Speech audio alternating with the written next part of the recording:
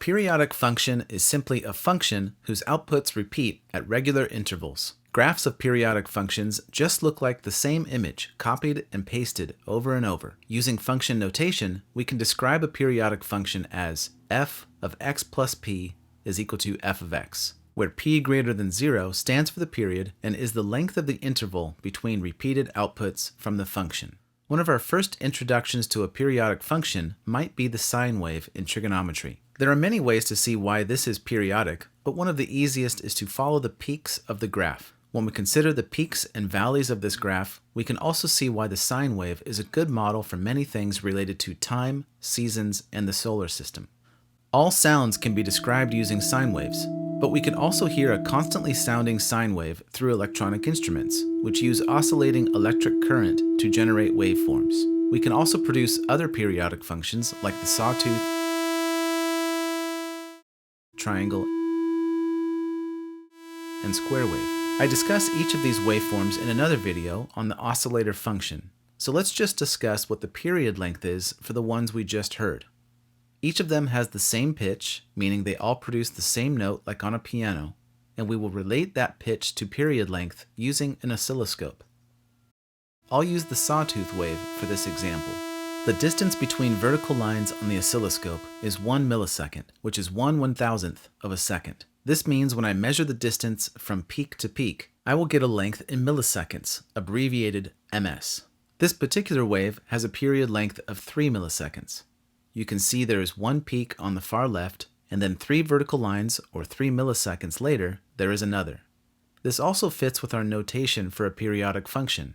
If we say f of 0 is the value of the peak on the left, then f of 0 plus 3 is the value of the next, and f of 0 plus 2 times 3 is the value of the next after that, and so forth. We can also describe the frequency of the waveform by reciprocating the value of the period, which gives us 1 cycle per 3 milliseconds. We can understand this easier by converting the units. Frequency is equal to 1 cycle divided by 3 milliseconds, which I'll multiply by 1000 milliseconds per second, which gives us approximately 333 cycles per second. When we say that the frequency is 333 cycles per second, we can visualize 333 peaks occurring in 1 second. Hertz, abbreviated Hz, is the unit of measure for cycles per second, so the frequency of this note is 333 Hertz, which is almost the same frequency as the note E above middle C on a piano. Thinking of period length as the length of time occurs a lot in the natural world.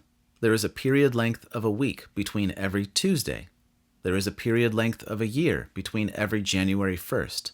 And when we listen to music, there are different period lengths all over the place relating to tempo. In most pieces of popular music, there is a tempo, which is the speed at which the music is played. In most modern recorded music, there is a tempo given in beats per minute, BPM. Consistent tempos are what allow us to tap our foot, clap our hands, or dance to the beat. Here's an easy example almost everyone has heard at some point.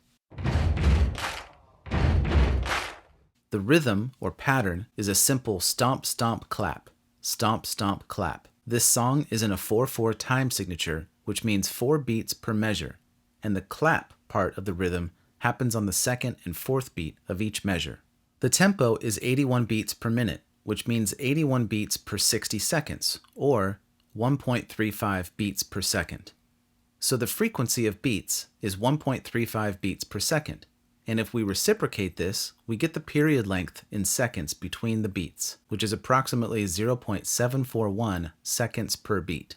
Another period length is the length of time between claps, which is 2 times 0.741, or approximately 1.5 seconds between claps.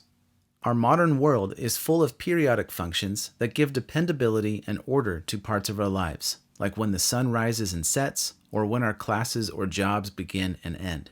But periodic functions are also a part of many facets of the music of the world, through the sine waves of notes and the rhythms of the beat.